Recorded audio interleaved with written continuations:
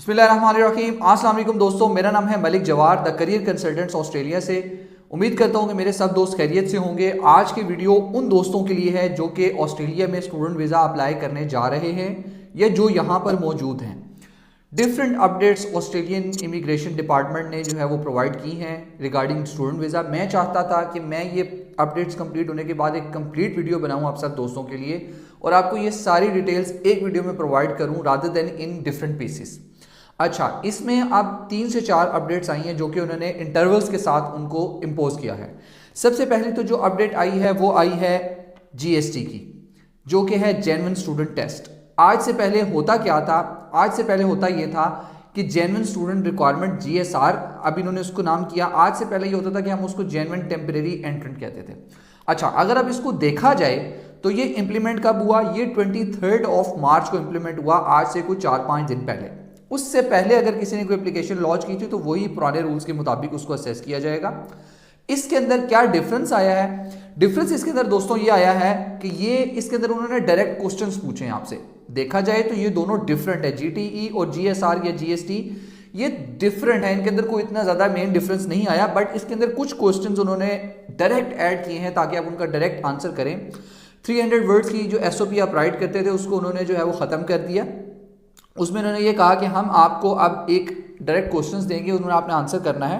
150 words में आपने इसको आंसर करना है। अच्छा, नंबर 1 इसमें डिफरेंट क्वेश्चंस उन्होंने बताए हैं। नंबर 1 क्वेश्चन उन्होंने कहा है कि आपने अपनी करंट सर्कमस्टांसेस बताने हैं, जिसमें आप बताएंगे कि आप अभी आपके फैमिली के साथ टाइज क्या है, आपके अपनी कंट्री के साथ क्या टाइज हैं, आपकी फैमिली के साथ क्या टाइज हैं, आपके एम्प्लॉयमेंट सर्कमस्टांसेस क्या हैं, या फिर आपकी कंट्री के क्या सर्कमस्टांसेस हैं, आप वहाँ पर कैसे जी रहे हैं, इन शॉर्ट। सेकंड, आप ऑस्ट्रेलिया आना चाहते हैं तो यही कोर्स क्यों स्टडी करना चाहते हैं और इसी एजुकेशन प्रोवाइडर से क्यों स्टडी करना चाहते हैं, हमें इसकी रीज़न दें और आप ये बताएं कि आप इसकी रिक्वायरमेंट्स को अंडरस्टैंड करते हैं कि ये जो कोर्स आप पढ़ने जा रहे हैं उसकी रिक्वायरमेंट्स क्या है।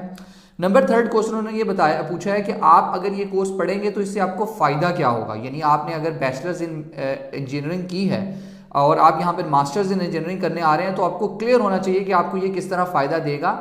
प्रीटी मच सेम क्वेश्चन है जो कि लास्ट में भी पूछे जाते थे जीटीई में भी। अच्छा, नेक्स्ट क्वेश्चन ये है कि आप कोई और ऐसी इंफॉर्मेशन प्रोवाइड करें जहां पर आप अपनी एप्लीकेशन को सपोर्ट कर सकें। उसमें हम डिफरेंट लिंक्स ऐड करते थे, हम अपने जॉब सर्कमस्टांसेस बताते थे। अच्छा, इसमें अब उन्होंने ये बताया है कि आपको एक एडिशनल क्वेश्चन भी पूछा जा सकता है और पूछा जाएगा उन लोगों से जो कि नॉन स्टूडेंट वीज़ा से स्टूडेंट वीज़ा पे आ रहे हैं। लेट से एक बंदा आया है जो कि 476 पर आया है और अगर वो स्टूडेंट वीज़ा पे आ रहा है तो उससे एक एक्स्ट्रा क्वेश्चन पूछा जाएगा। अगर कोई बंदा विजिटर वीज़ा पर आया है तो उससे पूछा जाएगा, टूरिस्ट वीज़ा पर आया है तो उससे भी पूछा जाएगा। तो ये प्रीटी मच क्वेश्चंस जो है वो कवर अप करेंगे ये लोग जीएसटी के अंदर, जेन्युइन स्टूडेंट टेस्ट के अंदर, जो कि इंप्लीमेंट हो चुका है अब 23 मार्च को। तो दोस्तों ये थी सबसे पहली अपडेट। नंबर 2 अपडेट उन्होंने क्या किया, उन्होंने 23 मार्च को उन्होंने आइल्स के जो टेस्ट सिस्टम के जो रिजल्ट्स थे उनके अंदर उन्होंने चेंजिंग कर दी। अब उन्होंने चेंजिंग क्या की? नंबर 1 उन्होंने चेंजिंग ये की, स्टूडेंट वीज़ा के अंदर उन्होंने ये कहा कि अगर आप स्टूडेंट वीज़ा पे अप्लाई कर रहे हैं तो पहले होता था कि आप 5.5 बैंड्स पे अप्लाई करते थे। अब उन्होंने कहा कि आपके 6.0 बैंड्स होने चाहिए, तब आप अप्लाई कर सकते हैं। हमारे पास कुछ ऐसे स्टूडेंट्स आते थे जो वीक होते थे, जिनकी इंग्लिश वीक होती थी, तो हम उनको एलिकोस कोर्स साथ अटैच करते थे जो कि उनको सपोर्ट करता था। उनके बैंड्स कम होते थे, उनको सपोर्ट करता था। वो कोर्स करने के बाद वो यूनिवर्सिटी के मेन कोर्स में चले जाते थे। एक एग्जांपल देता हूँ, एक बच्चा आया, उसने कहा मैंने करना है बैचलर इन नर्सिंग, और अगर वो बैचलर इन नर्सिंग करने के लिए आ रहा है या वो बैचलर इन इंजीनियरिंग करने के लिए आ रहा है और उसकी रिक्वायरमेंट कंप्लीट नहीं हो रही थी, तो हम उसको क्या करते थे, हम उसको एलिकोस कोर्स अटैच करते थे, उसमें एडमिशन करवाते थे और साथ में ही उसका मेन कोर्स अटैच हो जाता था। उससे उसका एडमिशन ग्रांट हो जाता था, उसका वीज़ा ग्रांट हो जाता था और उसका एडमिशन लेटर भी आ जाता था। अब एलिकोस में उन्होंने ये कहा कि पहले 4.5 बैंड्स होते थे, अब उसमें भी 5 बैंड होने चाहिए, तब आपको हम उसकी एलिजिबिलिटी एक्सेप्ट करेंगे। नंबर 3, कुछ ऐसी यूनिवर्सिटीज़ या कॉलेजेस होते हैं जो कि फाउंडेशन ईयर्स करवाते हैं लीडिंग टू मेन कोर्सेज, उसमें उन्होंने कहा कि हम उसकी जो रिक्वायरमेंट है वो रखेंगे 5.5। अच्छा, ये है स्टूडेंट वीज़ा से रिक्वायरमेंट रिलेटेड टू आपकी 23 मार्च की अपडेट। इसी में उन्होंने टेम्परेरी ग्रेजुएट वीज़ा जो कि 485 लोग स्टडीज़ के बाद यहाँ पे अप्लाई करते हैं, उसमें भी उन्होंने चेंजेस बताई हैं। उसमें उन्होंने क्या कहा है, उसमें कहा है कि हम पहले 6 पे एक्सेप्ट करते थे, अब हम 6 बैंड्स नहीं चाहिए, हमें 6.5 बैंड चाहिए, इक्वल टू पीटीई आप कोई भी दे सकते हैं, not less than 5.5 bands.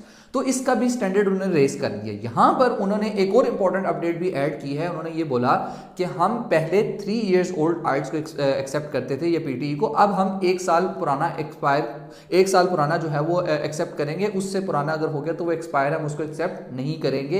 It means they want you updated, आपका अपडेटेड वर्जन होना चाहिए जिसमें पता चले कि आपकी इंग्लिश कैसी है।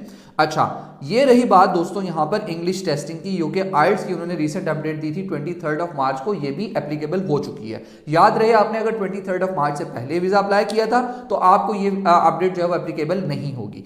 नंबर 3 जो कि बहुत इंपॉर्टेंट चीज है वो ये है कि इन्होंने 1 अप्रैल से एक चीज इंप्लीमेंट करने जा रहे हैं जिसे कहते हैं critical technology related visa screening. अगर आप स्टूडेंट वीजा के हिसाब से बात करें तो बहुत सारे ऐसे दोस्त जो कि ऐसे एजुकेशन प्रोग्राम्स में एडमिशन लेकर आ रहे हैं जो कि क्रिटिकल टेक्नोलॉजी से रिलेटेड हैं, उसकी लिस्ट मैंने लास्ट वीडियो में शेयर की है, उसको आप सर्च कर भी सकते हैं। तो उस लिस्ट में अगर आपका डिग्री प्रोग्राम आता है तो you need to have a permission from the minister in written. आपको एडमिशन लेने के बाद, आपको एडमिशन लेने से पहले उनसे रिटन परमिशन चाहिए कि क्या मैं ये कंटिन्यू कर सकता हूं, क्या मैं इसमें एडमिशन ले सकता हूं, तो वो आपको ग्रांट करेंगे परमिशन, जो कि 1 अप्रैल से स्टार्ट होने जा रहा है। देन अनदर 23 मार्च को उन्होंने एक मिनिस्ट्रियल डायरेक्शन 106 बताई जो कि बहुत लेंथी है, जिसको मैं थोड़ा सा उसको शॉर्टकट अगर मैं आपके सामने उसको मैं बयान करूं कि उसका मिनिस्ट्रियल डायरेक्शन का क्या ताल्लुक है और कैसे वो आपको अफेक्ट करेगा। मिनिस्ट्रियल डायरेक्शन में उन्होंने बहुत सारी डायरेक्शंस दी हैं जो कि जेन्युइन स्टूडेंट टेस्ट यानी जीएसटी टेस्ट से रिलेटेड है, कि जब भी कभी आपका ऑफिसर, बेसिकली वो डायरेक्शंस हैं ऑफिसर्स को, वीजा ऑफिसर्स जो कि आपका केस ऑफिसर आपका स्टूडेंट वीजा असेस करेगा, आपके लिए भी एक हेल्पिंग हैंड है उसमें कि आप अपना केस कैसे तैयार करें। उसमें उन्होंने डायरेक्शंस दी हैं और उन्होंने बताया है कि किन सर्कमस्टांसेस पे आपने किसी भी स्टूडेंट की प्रोफाइल को आपने असेस करना है, जिसमें बट नॉट लिमिटेड टू भी उन्होंने मेंशन किया है। उसमें बहुत सारे दोस्त परेशान हैं कि हमारे स्टूडेंट वीजास के ऊपर अब नो फर्दर स्टे की कंडीशन भी लग जाएगी, हमारे स्टूडेंट वीजास को जो है वो आगे एक्सेप्ट नहीं किया जाएगा। अच्छा, उन्होंने जितनी भी कंडीशंस दी हैं वो कंडीशंस उन्होंने सिर्फ ऑफिसर्स के लिए दी हैं कि आप इनको भी मद्देनजर रखें। जैसे कि उन्होंने कहा कि आप जो एप्लीकेंट है उसके आप सर्कमस्टांसेस देखें कि उसके कंट्री में बैक एंड जहां से वो मूव करके आ रहा है वहां पे क्या सर्कमस्टांसेस हैं, आइदर वो जेन्युइन स्टूडेंट है कि नहीं है, फिर उसने जो कोर्स चूज किया है क्या वो उसकी बैकग्राउंड स्टडीज जो भी उसने की है उससे अलाइन कर रहा है, एम्प्लॉयमेंट जो उसने शो किया क्या वो उसकी रेलिवेंट है, या फिर अगर स्टूडेंट यहां मूव करके आ रहा है तो उसकी क्या इंटेंशंस हैं, वो यहां पर उसका क्या फ्यूचर है। इसी तरह उन्होंने काफी डायरेक्शंस जो है वो उन्होंने इसमें प्रोवाइड की हैं जो कि सेपरेट एक टॉपिक है और मैं उस पर एक वीडियो सेपरेट बनाना चाहूंगा। बट ये सारी अपडेट्स थी अब तक ऑस्ट्रेलियन स्टूडेंट वीजा के लिए। अगर आपने ऑस्ट्रेलिया का स्टूडेंट वीजा अप्लाई करना है तो अब यहां पर एक छोटी सी टिप ये है मेरे अपने दोस्तों के लिए जो कि ऑस्ट्रेलिया अप्लाई करना चाहते हैं और आप आना चाहते हैं, मोस्ट वेलकम, आप जरूर आएं, but you need to be careful for these points. अब आपने अपनी जीएसटी टेस्ट की अच्छी सी प्रिपरेशन करनी है, जो कि ऑनलाइन फॉर्म्स हैं वहां पे आपने उनको अच्छी तरह फिलअप करना है, आपने प्रॉपर डिटेल्स देनी है, इनकम्प्लीट डिटेल्स नहीं देनी, सिर्फ और सिर्फ वो डिटेल्स देनी है जिसको आप सपोर्ट कर सकें। नंबर 1 चीज। नंबर 2 ये चीज है कि आपने अगर कोई कोर्स चूज करना है तो प्लीज मेक श्योर करें कि आपका जो भी कोर्स हो आपके रेलेवेंट स्टडीज से हो। अगर एक बंदे ने इंजीनियरिंग की है, एक बंदा इंजीनियरिंग करके प्रोजेक्ट मैनेजमेंट करने आ रहा है, मेक सेंस, एक बंदा इंजीनियरिंग मैनेजमेंट करने आ रहा है, मेक सेंस, एक बंदा इंजीनियरिंग से रिलेटेड मास्टर्स करने आ रहा है, मेक सेंस। बट अगर वो totally out of the way जाके अगर वो टोटली जो है वो उससे दूर होकर कोई कोर्स अप्लाई करेगा जो कि उससे रेलेवेंट ही नहीं करता, जो उसका कोई उससे ताल्लुक ही वास्ता नहीं है, तो उसके लिए प्रॉब्लम है। इसी तरह ये हो गया नंबर 2 पॉइंट। नंबर 3 पॉइंट ये हो गया कि अगर आप कोई भी चीज़ शो करा रहे हैं तो प्लीज़ मेक श्योर कि वो जेन्युइन हो, वो फ्रॉडुलेंट डॉक्यूमेंट्स आपने शो नहीं कराने। That could have a very negative impact on your profile और आपके साथ फ्यूचर में भी उस पर प्रॉब्लम हो सकता है। तो ऐसी कुछ रीजंस काफ़ी इसके अंदर इंक्लूडेड हैं।